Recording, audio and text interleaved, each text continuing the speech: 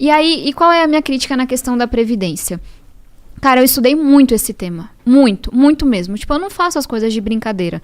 E aí, quando eu olhava para os números da Previdência, a gente via, vamos ver se eu lembro certinho, até 2026, que é tipo daqui 5 anos, né?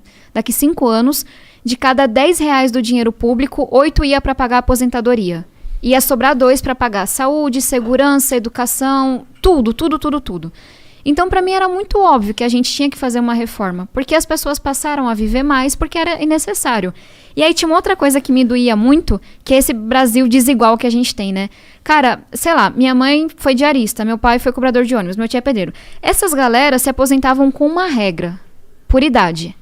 A turma de classe média ou de classe alta se aposentava por tempo de contribuição.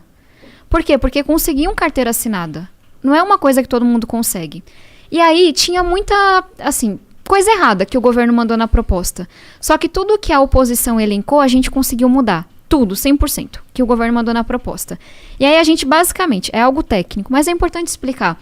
Pegava essas regras das pessoas mais pobres, que era por idade, e jogava essa regra para quem estava mais em cima. Só que essa turma ficou revoltada. E eu entendo que é foda, você tem que...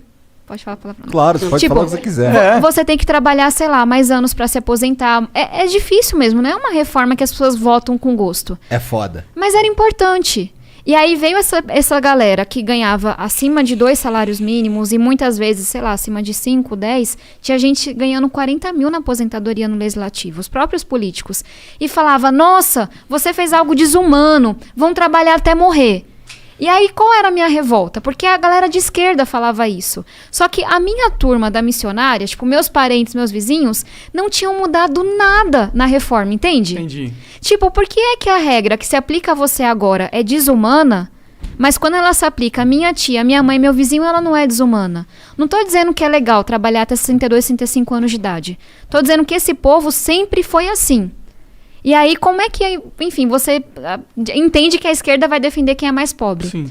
Mas aí eu comecei a entender que não, que nem sempre. Às vezes a esquerda vai defender quem está organizado em sindicato, quem está organizado e faz lobby, não quem é trabalhador informal.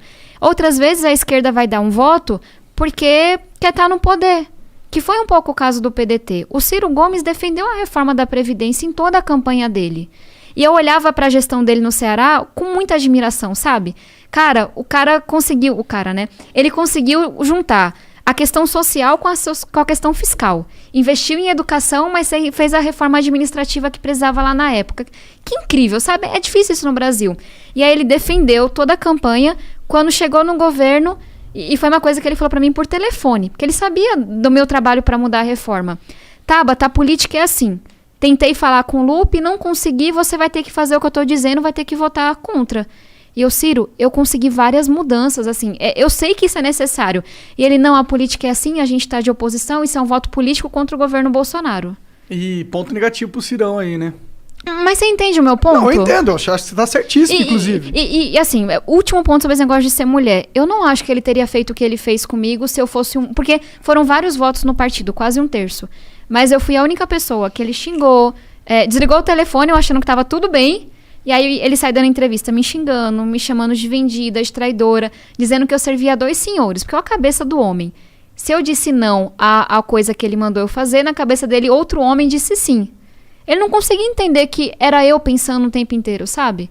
Então eu acho que essa galera que tá mais tempo na política tem que levar uns chacoalhões ainda. Assim, esse foi uma coisa que sempre me incomodou do Ciro. Ele parece muito certo de si, sabe? Até demais. Ele tem muitas certezas.